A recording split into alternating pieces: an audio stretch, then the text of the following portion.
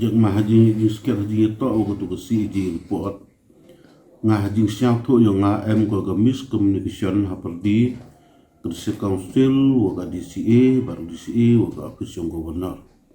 hajing sekian di kat kamu ada kat kamu ki dak kisin ba kat kamu ki record ki wa pau wa nak district council yang ya ke CAG report ada de place na komentau arja sarjanru arjanru arjan nyau arjar nyau arjar prah tegi gudang sa kate ko de dep man complete ka report ko da wan ci na ka CAG to arjar prah arjar kende chipau hat mi te kite to dang sa te I kat kam ka usual practice ko ju le I report go menchua yo pi 12 place I ka CAG report apa house te kam yo I ya ka citi na ka DCA ka wa direct I wa governor de approve ya ka CAG ko please na pi ka apa ka house ilang yang ba I te Henry kamu man kat te mong yo I kam ka te ka citi ya pembani kam ketu ka press release ko mi agini ki sgi ko de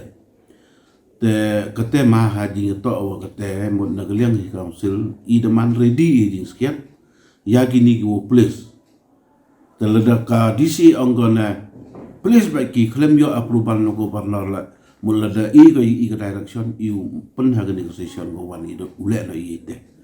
Henry kat kami yo konsol ini mak kini to ke kam an ke wa de pengkup de bor po konsul yang India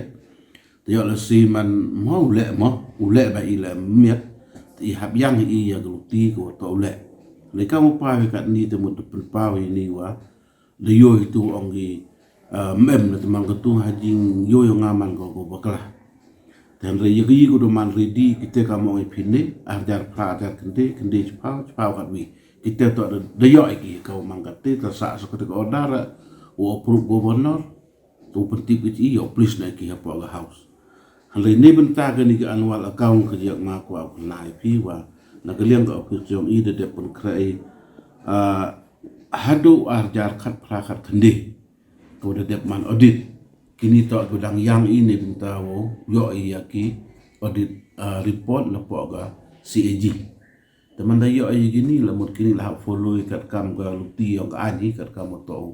yo ay kata ka bor na di si wo pentip si wo place I kita teman man dayo ay kita tengah terajan dam jing ai wo place ki go man ready kata